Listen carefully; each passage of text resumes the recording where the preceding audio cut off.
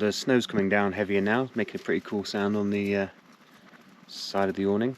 I did manage to burn a big hole in my coat though. I wondered what the funny sticky substance was on the chimney and the smell of burning. Hunted around for a couple of minutes and couldn't find it, and then I realised all the stuffing was coming out of my big puffy down jacket. So just done a quick pro repair with some gaffer tape earlier on, and it's better than new now. So that'll be fine. Check it again in a year's time. Other than that, fire's burning down, and we go to beddy buys.